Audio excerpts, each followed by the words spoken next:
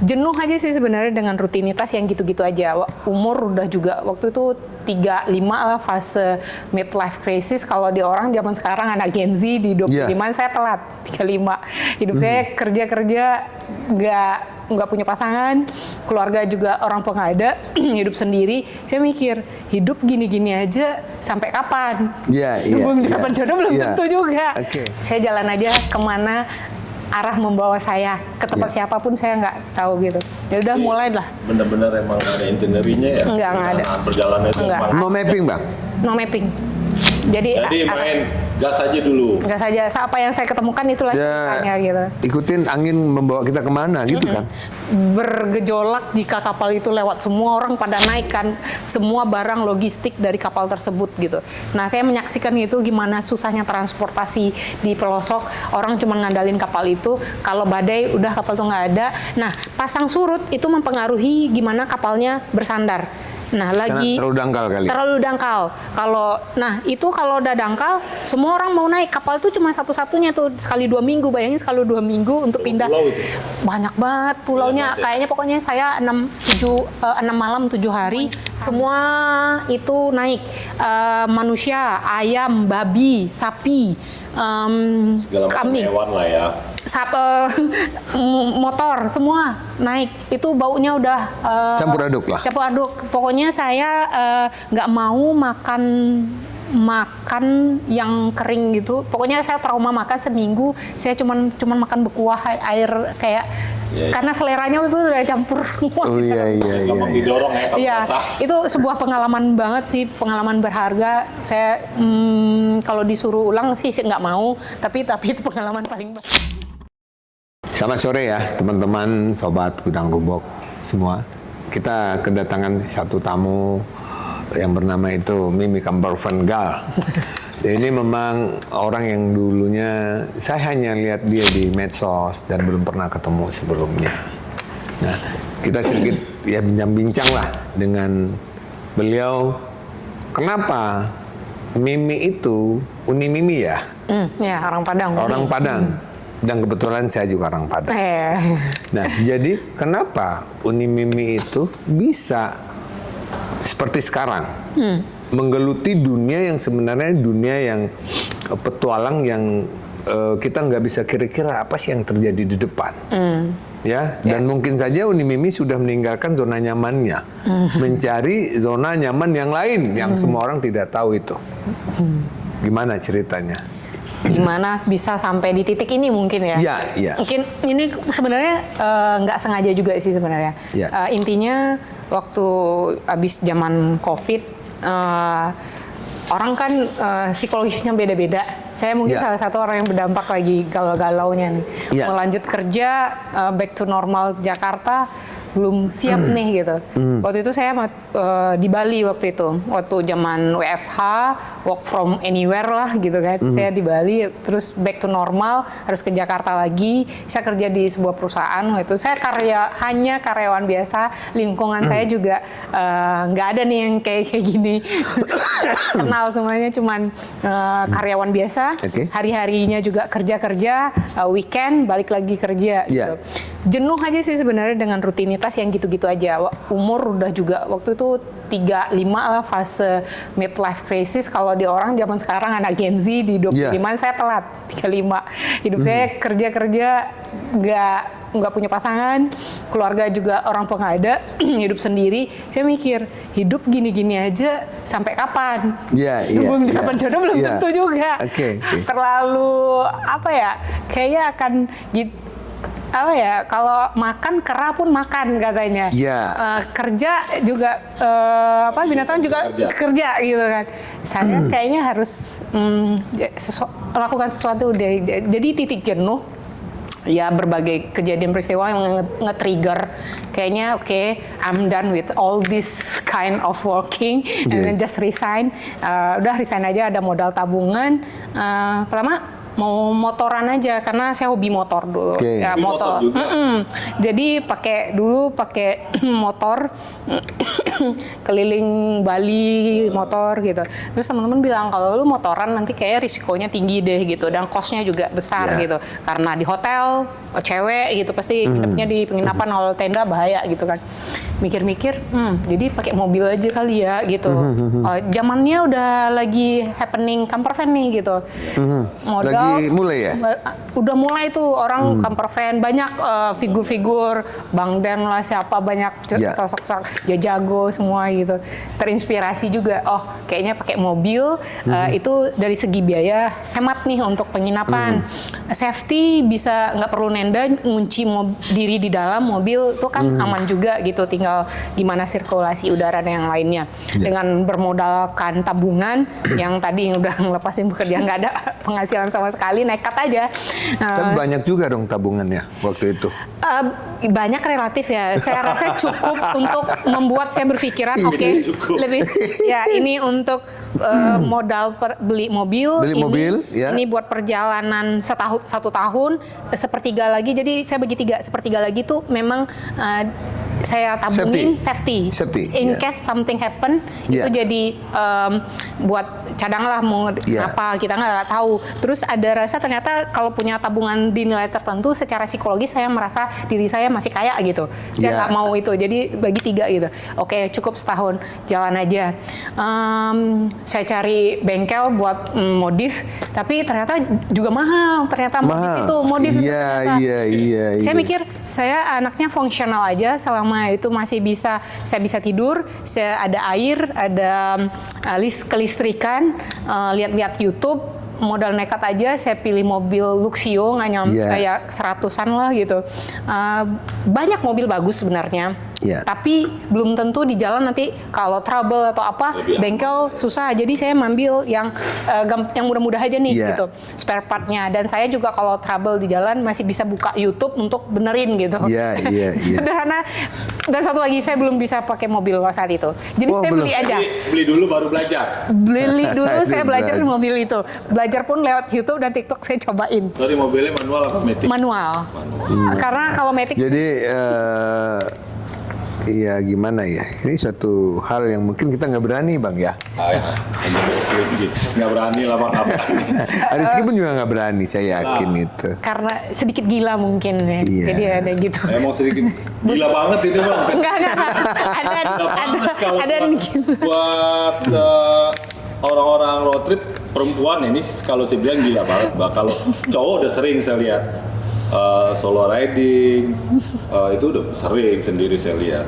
Kalau perempuan nih Bang dia sampai ke pelosok-pelosok sana nggak tahu negeri siapa.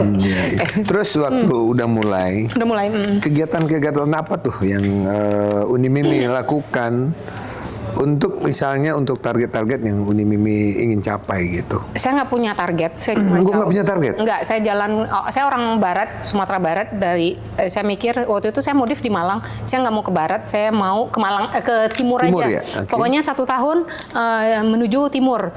Mau ngapain saya juga nggak tahu. Mau kemana saya juga nggak tahu. Ikutin arah angin aja. Pokoknya perjalanan setahun ke Timur gitu.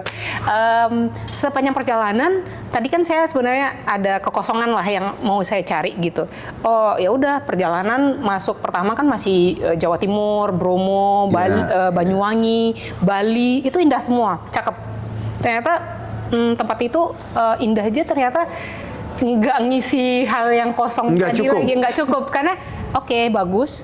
Gue lihat di YouTube juga ada, di TikTok juga ada, di IG dia ada juga lebih bagus. Ternyata enggak gitu.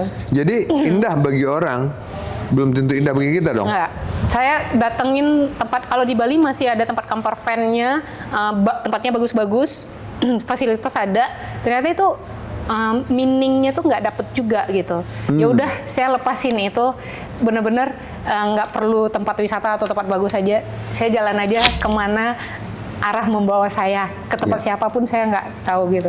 Ya udah mulai lah. Bener-bener emang ada itinerary-nya ya? Nggak ada. Perjalanan itu No mapping Bang? No mapping. Jadi main gas aja dulu. Nggak saja, apa yang saya ketemukan itulah ceritanya gitu. Ikutin angin membawa kita kemana gitu kan. Tapi ternyata di perjalanan itu saya nggak bukan nemu tempat yang atau wisata atau jarak yang saya temuin, tapi ternyata saya bertemu orang-orang. Disitulah di Bali saya ketemu ada cewek kelilingin dunia pakai kapal. Itu menginspirasi saya, dia di kapal kayak pinisi gitu, dia keliling Indonesia, ikut juga, bahkan saya magang ikut volunteer 1 bulan ke Filipina. Saya ninggalin mobil, saya sempat juga keliling dia. Oh, sempat juga. Ikut ninggalin mobil. Terus saya ketemu ada Balian gitu, Bronusa, dia kamperkan juga. Dia punya anak 5, dia keliling Bali ngombatin orang. Terus bertemu banyak orang, saya sempat meditasi 10 hari di sebuah Vivasana. Terus saya jadi volunteer juga, tukang masak di sana. Nggak ngomong, nggak apa, cuman meditasi aja selama 10 hari. Oke. Terus banyak sih, lebih ke calling sih yang datang ke saya. Terus saya baru pindah satu tempat ke tempat satu laginya, ketemu orang. Saya pindah ke Lombok, saya ketemu orang Singapura. Dia bikin rumah banyak buat orang-orang habis gempa waktu itu, dan saya naik Rinjani sama dia ngumpulin sampah, turun bawa sampai 7 karung gitu. Ternyata saya tuh ketemu orang-orang dan banyak hal yang pelajaran hidup. Bahkan walaupun orang tersebut tidak memberikan pelajaran atau tidak memberikan berkat, tapi ada sesuatu juga yang saya bisa pelajari dari mereka-mereka itu. Bahkan next untuk orang lain yang saya akan temuin itu dari orang, ada benang merahnya setiap saat.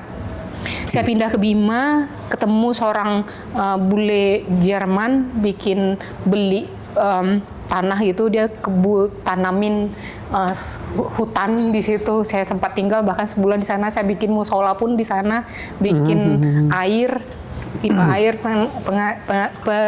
pengairan, bikin toilet.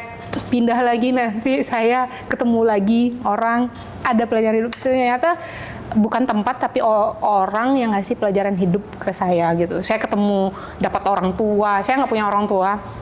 Saya dapat ibu bapak baru, saudara. Di Timur Leste saya temu orang lain. Semua kejutan nggak ada. Bahkan saya nolong dari Timur Leste di stop ibu-ibu. Ternyata ibu-ibunya mau melahirkan ke Tambua. Jadi saya dari ketemu orang yang mau melahirkan sampai terakhir orang yang meninggal. Banyak banget perjalanan, sampai ada kurban yang pernah dia 20 tahun di desa itu nggak ada yang kurban. Iya, oke. Kita kurban di sana. Kurban di sana itu maksudnya Uni Mimi dengan biaya pribadi kurban di sana atau bagaimana? Followers. Jadi follower nih. Jadi yang kurban, kalau kita di Jakarta kita kurban di masjid dekat sekitar kita. Iya, iya. Udah numpuk tuh gitu kan. Terinspirasi dengan itu. Mereka bisa nitipin kurbannya, ini harga sapi, mau nanti saya bantu distribusikan. Per 7 orang ya. 7 orang, ada yang bahkan 1 sapi 1 orang. Ada. Jadi waktu itu saya sempat dapat 10. 10 sapi? Enggak, 6 sapi, 4 kambing. Untuk satu desa itu yang saya pindah-pindahin gitu kan, 3 hari tasrik. Jadi saya pindah bawa gitu. Jadi di daerah mana? Itu di KI Banda KI besar. Itu ya banyak hal yang ada jembatan yang hampir 20 tahun nggak selesai mangkrak. Saya posting, akhirnya 3 bulan selesai itu. Selesai itu jembatan. Macam banyak hal. Jadi intinya perjalanan Uni Mimi itu adalah pelajaran gimana kita akan seharusnya menjadi manfaat bagi orang lain ya. Insya Allah ya. Ya begitu ya. Dan mungkin niat Uni Mimi dengan contoh yang kurban tadi, akhirnya banyak orang-orang yang mungkin di sana tidak terjamah oleh pembagian daging kurban. Nah, dengan postingan Uni Mimi malah itu respon dari follower itu partisipasi untuk kurban di sana. Kenapa? Di Jakarta mungkin udah banyak atau di wilayah kita udah banyak yang kurban. Sementara yang makannya mungkin belum itu aja kan. Luar biasa. Jembatan juga yang mangkrak karena diposting langsung dibangun oleh Pemdanya. Jembatan juga Dikei, ya itu gara-gara sapi itu kan dipotong di tempat ustadznya gitu kan, dibawa. Kalau dibawa itu jalannya 3 jam. Kalau lewat kapal 10 menit. Padahal gara-gara ada jembatannya nggak diselesaikan, kita motong lewat jembatan. Jadi bawa sapi, udah dipotong, dimasukin termos besar banyak udah potongin, terus naik kapal, terus postingan harusnya tuh kita naik jembatan ini, kalau nggak jalan 3 jam. Kita naik kapal, naik perahu. Gara-gara itu kontennya jembatan itu jadinya udah selesai jadinya. Ada juga waktu itu ketemu nenek-nenek lansia, dia rumah sendiri udah mau roboh. Neneknya cuma punya ayam, dia hidup berdua sama ayamnya. Saya ketemu rumahnya udah mau roboh. Habis itu besok saya ketemu orang yang pernah saya ketemuin lagi dulu. Saya cerita, Mimi kenapa sedih? Iya, tadi saya ketemu nenek-nenek, rumahnya mau roboh. Padahal pasangan ini ketemu di Labuan Bajo. Dia bilang, oke, kita ke rumah nenek itu. Saya hanya penghubung antara nenek ini, rumahnya selesai. Selesai. Dibangunkan oleh orang yang datang itu. Ya, shelter lebih baik lah gitu. Dalam waktu itu 1 minggu. Ya. Itu neneknya tahu nggak, hidup berdua sama ayam. Ayamnya dipotong, dimakan. Ayam kemarin mana, Nek? Ini udah yang kita makan, selamatan gitu kan. Maksudnya orang saya ketemu itu bersyukur, dia bahkan mengorbankan apa yang dia miliki juga, gitu. Apa yang dia sayangi. Iya.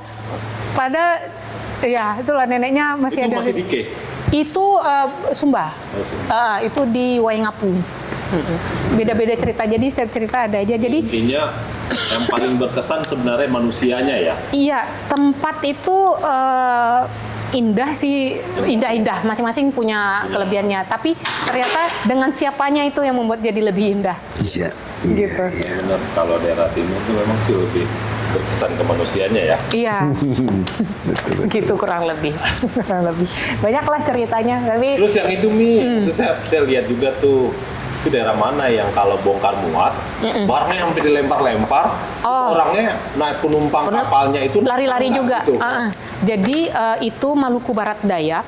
Jadi waktu itu kan saya di perbatasan Timor Leste nih. Waktu itu di Kefamenanu gitu, di Wini. Saya tinggalin mobil saya di Kefamenanu. Saya naik kapalnya dari Wini. Saya nanya, nih kapal kemana? Ini mau ke Maluku Barat Daya. Nyampe Maluku Barat Daya paling jauh mana? Saumlaki, tanya kan. Mobil bisa bawa? Nggak bisa karena ini kapal perintis gitu. Jadi itu kapal mengambil penumpang selama 6 hari per pulau. Nyicil pulau, pokoknya berhenti gitu. Ngitarin pulau. Nah dari itu Wini itu Atambua lah, dekat Atambua sampai Saumlaki itu depannya Papua itu. Nah kapal itu nggak banyak. Kapal itu hanya kayak 1 kali dalam 2 minggu. Itu pulau hanya pulau itu bergejolak jika kapal itu lewat, semua orang pada naik kan, semua barang logistik dari kapal tersebut gitu. Nah saya menyaksikan itu gimana susahnya transportasi di pelosok, orang cuma ngandalin kapal itu, kalau badai udah kapal itu nggak ada. Nah pasang surut itu mempengaruhi gimana kapalnya bersandar. Nah lagi terlalu dangkal kali. Terlalu dangkal. Kalau udah dangkal, semua orang mau naik. Kapal itu cuma satu-satunya tuh sekali 2 minggu. Bayangin sekali 2 minggu untuk pindah. Banyak banget pulaunya. Kayaknya pokoknya saya 6 malam 7 hari, hampir kayaknya 15 pulau kita berhenti. Keliling ya? Berhenti panjang. Kayak station lah. Iya, kayak station ya, step by step gitu, satu persatu. Memang di pulaunya itu emang nggak ada dermaga ya? Dermaganya ada, tapi kayaknya udah roboh juga, udah. Jadi kita naiknya kejar pakai perahu. Jadi mereka naik ya kayak kelotok lah, kapal perahu gitu. Kapal kecil ya. Kapal kecil, perahu. Mereka kapal datang kan nggak bisa menyandar di pulaunya, datang tuh karena ini tempat penuh. Jadi siapa duluan biar naik semuanya. Semua itu naik. Manusia, ayam, babi, sapi, segala macam hewan lah ya. Motor, semua naik. Itu baunya udah campur aduk lah. Campur aduk. Pokoknya saya nggak mau makan makan yang kering gitu. Pokoknya saya trauma makan seminggu. Saya cuman makan bekuah air kayak karena seleranya itu udah campur semua. Oh gitu. iya. Gampang didorong ya kalau Iya, basah. itu sebuah pengalaman banget sih, pengalaman berharga. Saya kalau disuruh ulang sih nggak mau, tapi itu pengalaman paling berharga. Berarti itu naik kapalnya startnya dari mana? Dari Dari Winnie. Winnie itu mana tuh? Winnie itu dekat Atambua, dekat Atambua. ya masih di Kupang gitu, dekat perbatasan. Tujuan destinasi terakhirnya Di Samlaki. Saya turun di terakhir aja. Jadi 7 malam itu saya ngeliatin bagaimana kehidupan di sana gitu. Aduh, wow. Oke, luar biasa. Nah, hari ini Uni Mimi kan datang nih. Ya, Kan tadi awalnya bercerita mau melakukan suatu perjalanan rencananya ya. ya ini perjalanan selanjutnya. Rencana juga mau pasang berapa kebutuhan-kebutuhan ya. dan kebetulan Uni Mimi udah periksa tadi, udah cek dan mungkin sekarang lagi memikirkan apa yang mau dipilih apa Iya. dipasang. Tolong ceritain nih rencananya ke depan itu seperti apa gitu. Jadi ini tuh kayak menyelesaikan perjalanan yang kemarin belum selesai. Kemarin itu kan sempat terhenti. Saya memutuskan kayak suddenly stop gitu aja. Ya udah berhenti nyelesain gitu. Sekarang kayaknya saya akan menyelesaikan perjalanan saya. Kalimantan dan Sulawesi nanti gitu biar selesai nih Indonesia. Kalau dulu kan sisi bawahnya, jadi ini sisi atas. Tapi timur udah selesai semua itu. Papua belum. Maksudnya bagian NTT. Timur, Maluku Udah selesai. udah. Banda udah. Banda, Kei udah kan, Ambon. Nah sekarang mau sisi atas. Beda kalau dulu tuh kayak mungkin kalau dilihat vibe-nya itu vibe lari. Kalau sekarang vibe-nya persiapan benar full banget nih. Ya, karena saya tahu kapasitas saya. Beda kalau dulu semua trial and error. Sekarang saya benar-benar mau nyiapin apa sih yang mau saya kejar. Sekarang kayak butuh itinerary, nggak random lagi kayak tadi. Iya. Berarti harus sekarang lebih terencana. Dan juga mungkin persiapan di mobil, persiapan perlengkapan pun harus lebih maksimal ya. Mengingat ya risiko benar. ataupun mungkin soal kenyamanan dan keamanan juga ya. Iya. Ya, oke. Makanya saya datang ke sini. Oh, sebelum datang ke sini itu saya nggak tahu roof box sebelumnya, gudang roof box saya nggak tahu. Saya mau tahu. Loh, kok bisa? Uni Mimi saya juga hanya kenal di medsos begitu ya, hanya seperti itu. Kenapa bisa sampai di sini nih? Saya juga penasaran ini gitu. Nah, saya juga kaget sebenarnya gitu loh. Kedatangan orang ya menurut saya sih seorang wanita tangguh yang memang khusus di camper van. Dan saya pikir untuk saat ini ya susah ya kita cari orang yang bisa seperti Uni Mimi untuk saat sekarang. Banyak sih sekarang. Banyak ya? Menurut saya sekarang cewek-cewek jadi berani. Saya juga inspirasi kali. Nggak tahu ya, mungkin dulu orang cuma cewek-cewek mungkin Mimi bisa menginspirasi mereka dan mereka itu jalannya solo ke Mimi nggak? Iya, sekarang udah ada beberapa, makanya saya senang banget gitu. Maksudnya bisa membuat orang, cewek tuh bisa loh, nggak perlu nunggu suami atau nggak perlu siapa. Tapi gitu. mungkin kegilaan yang Uni Mimi lakukan, saya nggak bilang gila. Kegilaan yang Uni Mimi lakukan, mungkin orang sulit sampai di level itu. Kenapa? Ya karena memang 1:sekian itu orang bisa membuang akal sehatnya untuk membuat keputusan berhenti dari pekerjaan ya. Berhenti dari pekerjaan. Pendapatan terus nggak ada. memilih jalan yang itu nggak ada mappingnya. Seperti yang tadi gitu. Coba. Nggak banyak orang. Nah sekarang saya udah nggak gila, saya punya mapping perjalanan, makanya saya datang ke sini, saya mempersiapkan. Gimana cerita sampai mampir sini nih? Nah waktu pertama kali saya beli mobil H1 ini, itu dari Om Erwin, orang ada acara namanya Gajah Camping. Gajah Camping, oke. Saya datang, saya baru punya H1-nya aja. Saya masih kerja nih. Saya akan selesai kerja di April ini, makanya mulai perjalanan di bulan Mei ini. Saya masih kerja, saya nggak mau bermimpi, saya nggak mau melakukan apa-apa, saya hanya bermimpi dulu. Waktu itu saya terima brosur gudang. Di acara mana itu ya? Di acara Gajah Camping ya? Oke, saya ingat. Sariater. Oke. Saya dapat, saya simpen aja tuh. Saya lihat-liatin nih brosur kayak ini cocok. Nah, udah tahu alamatnya, kan dapat brosur alamatnya di Kemayoran. Udah di list tuh ya? Ya belum berani ke sini. Tapi udah di list. Udah di list. Takutnya Kebutuhan kalau udah di ke list, sini ya? nanti udah beli, jangan dulu karena masih nggak tahu gimana perjalanannya. Saya salawatin aja, saya maunya yang kayak gini, ya gini-gini. Masih ya itu di planningin, ini matangin gitu. Nyaman. Nanti juga perjalanannya juga nggak sendiri, pasti ada teman. Kadang teman saya mau datang nih gitu. Ini lebih fun, lebih enjoy lah gitu. Enjoy dan fun butuh kenyamanan dong gitu. Sesuatu yang produk yang juga mendukung gitu. Nggak mau nanti saya beli yang abal-abal malah trouble saya yang jadi apa ya, gara-gara pengen murah atau apa. Karena sendiri ya. Ngepot sendiri nanti. Makanya oke, ini udah mulai mau jalan Mei. Ini waktunya persiapan dalam waktu ya kurang lebih 3 minggu ini. Makanya saya datang ke sini, alhamdulillah ketemu ownernya langsung ya kan. Jadi mana tahu dapat diskon ya kan. Iya. Kayaknya itu kurang lebih itu. Kalau dulu kan eksperimen aja mencoba. Semua eksperimen. Trial and error. Iya. Karena dan kebetulan Unimimi datang sekarang pun. Kita baru udah kedatangan 5 model baru sebenarnya yang tadi Unimimi udah cek dan pilih ya. Sampai jadi bingung nih mutusin mana yang mau dipakai kan gitu. Tentu butuh pertimbangan. Istilahnya pertama mungkin keterbutuhan kita sebenarnya yang paling penting ya. Ya kalau soal harga itu mah relatif sekali gitu. Sesuai kantong. Karena memang untuk barang berkualitas lebih baik kita harus bayar lebih mahal. Itu suatu hal yang masuk akal sekali gitu. Benar. Sekarang menurut Unimimi nih, tadi kita udah keliling banyak produk ya. Produk yang mulai dari harga 14 jutaan sampai harga 33 juta di sini. Sekarang Unimimi lagi pusing milih mana nih yang paling cocok gitu loh.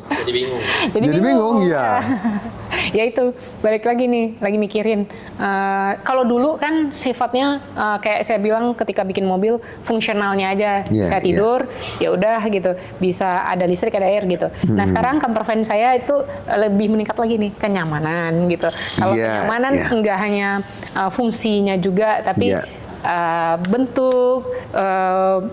Ya lebih cantik lah gitu. Itu ngaruh juga ternyata.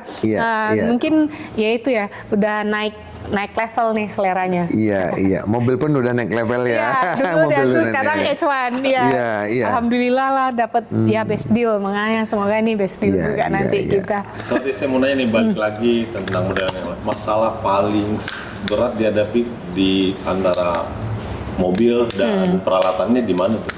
Kalau dulu kan Daihatsu, jadi gampang-gampang aja sih. Dulu cuman trouble-nya 2 kali aja masuk bengkel di Bima sama waktu yang di Bali. Itu gampang sih, nggak begitu susah. Nggak masalah. Karena mobil umum Bang, itu sama Grand Max, pickup, Blinvan ataupun Grand Max itu kan semuanya pada prinsip ya kaki-kaki, rem dan lain itu semuanya bisa hampir dikatakan sama gitu. Jadi sangat mudah memang mobil itu ada di seluruh Indonesia ya. Ini mungkin rekomendasi juga buat yang nonton kalau mau nyoba camper van, mobilnya apa gitu. Pasti yang pertama sesuai kantongnya dulu. Gitu. Oke. Terus baru kemampuannya dari segi knowledge-nya juga nanti di jalan bisa nggak nanti trouble apa minimal bisa sendiri dulu lah. Saya dulu juga lihat YouTube dulu gimana bongkar ban kalau semuanya saya minimal gitu. Kita sadar tuh bahwa bannya pecah nggak ngerti kan. Jadi kalau nanya merek apa kayaknya susah agak dijawab, tapi sesuai dengan Anda kapasitasnya, uangnya gimana, finansialnya gimana, terus kemampuannya, knowledge-nya gimana gitu. Jadi nggak ada yang lebih baik ini, lebih baik itu sebenarnya. Kebetulan nih saat ini saya upgrade ke H1 gitu. Nah tapi nggak tahu juga nih, saya malah knowledge-nya yang kurang nih di sini. Ini bakal belajar banget lagi sih katanya. H1 gampang dan yang lain-lain. Saran saya, kebetulan saya basic saya sebenarnya adalah saya pedagang spare part mobil ya, tapi khusus mobil Honda ya. Saya pikir semua orang tidak akan jauh berapa mobil. H1 itu udah pasti mobil yang tidak umum ya. Jadi yang paling penting sih kalau saran saya buat Unimimi kalau memang memakai mobil keliling, nanti kita akan tahu tuh apa-apa yang sering trouble di mobil itu. Mungkin perlu membawa berapa buah suku cadang, Iya, suku cadang. yang kemungkinan itu sering rusak. Iya. Dan karena bagaimana mungkin di timur nyari spare mobil seperti ini? Belum tentu. Iya, makanya. Nah, jadi mungkin yang krusial, contoh saya kasih, urusan dengan rem, master rem, Iya. master kopling, itu sebenarnya sangat rawan. Minimal itu harus ganti baru atau dicek jangan kondisinya 50%. Iya.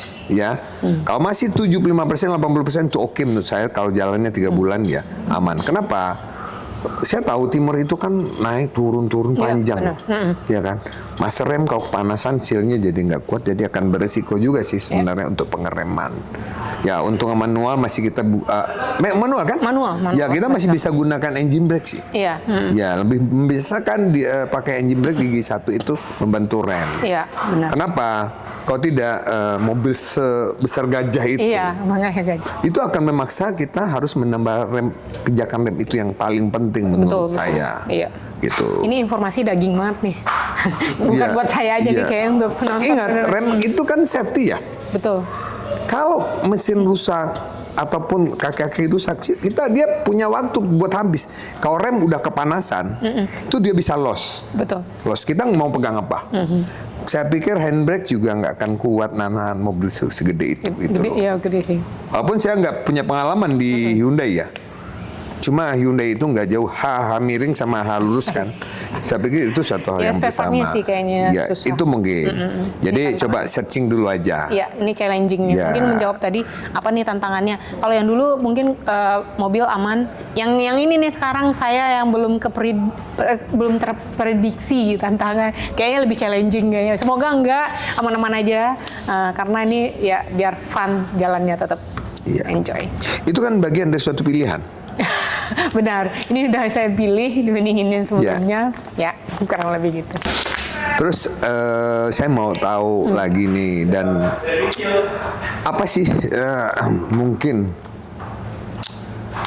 pesan dan kesan Unimimi yang udah mencoba berkeliling untuk para camper fan yang mungkin pemula atau yang awal-awal, apa-apa sih yang mungkin perlu dipersiapkan, apa-apa yang mungkin perlu diperhatikan agar setiap perjalanan ataupun kegiatan itu menjadi aman, menjadi nyaman dan happy.